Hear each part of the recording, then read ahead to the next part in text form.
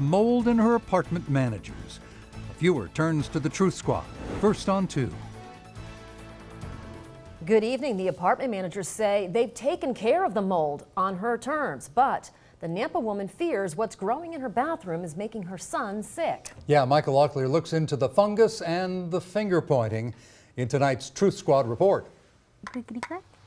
Yay! Adriana Guevara says her son Christian has had a tough year. It went from just eye drainage to, what we thought was a simple cold to being taken into the ER at nights because he was throwing up or he had a fever and he couldn't breathe. How sick is he going to get from this? The ongoing problem she points to is mold growing in her only bathroom. Then when the floor actually lifted, it was very sticky and black, dirty looking.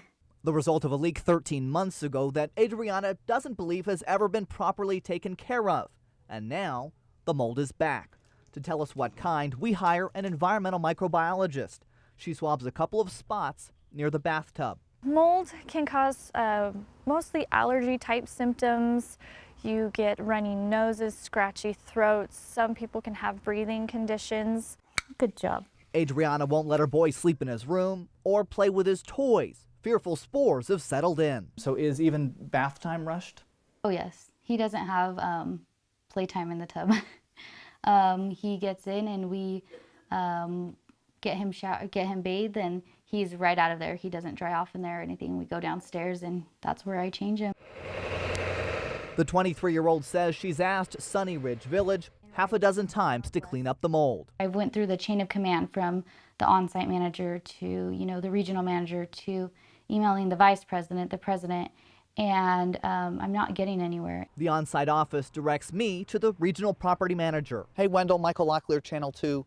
Just following up on the mold. Wendell Martin won't go on camera because an eviction lawsuit is pending, but he does email me a detailed timeline. Northwest Real Estate says the leak was fixed last January, and at that time there was no sign of any mold. Property managers say in 2014, Guevara blocked inspectors, refused entry to her apartment, even hindered repairs by changing dates when site personnel could enter her unit.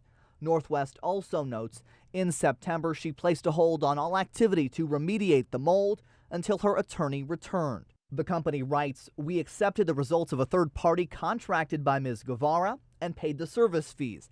We utilized a third-party vendor recommended by her contractor for the necessary cleanup and repairs.